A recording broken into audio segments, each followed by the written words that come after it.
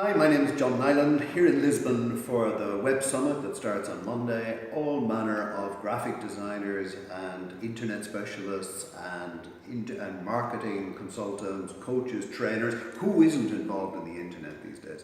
And the recurring issue that keeps coming up from every one of them that I'm talking to is how do you get impact in that first meeting with a prospective client? This seems to be the number one question that everybody is concerned with.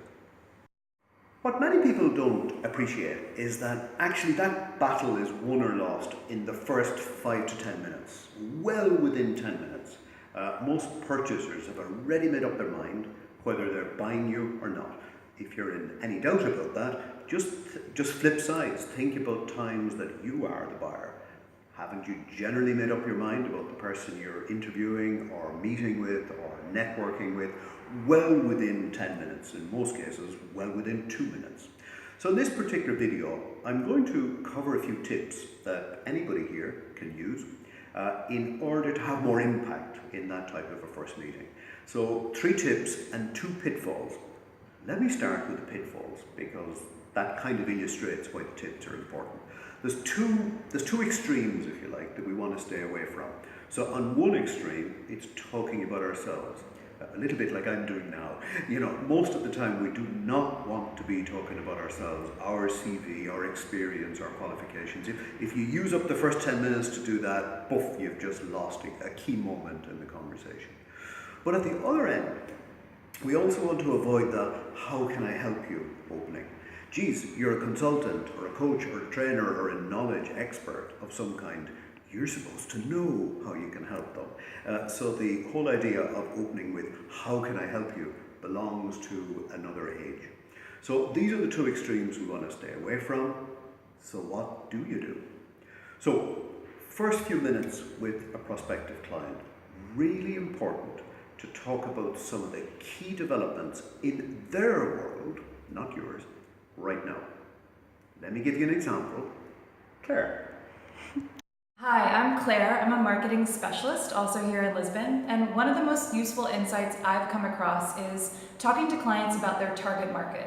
So when we're thinking about our target market, about 3% of people are ready to buy now, 7% of people are open to buying, 30% are open to buying but not interested right now, so sometime in the future, 30% of the market is not interested in buying, and another 30% wouldn't take your product if it's free. That was an insight. What Claire has just done is she's given some key facts about the customer's world, not her own world. And that's the whole point here. In this first tip, if you like, we talk about their world, not yours. Secondly, notice how she has some numbers in it. 3, 7, 30, 30, 30. You too need to have numbers. If there aren't numbers in it, it lacks that teeth, it lacks edge, it lacks that cutting edge to it. It's too vague and waffly. Numbers add clout. And thirdly, notice how it brings with it a sense of urgency. You don't want to be in that last 30% of services that people wouldn't buy even if they were free.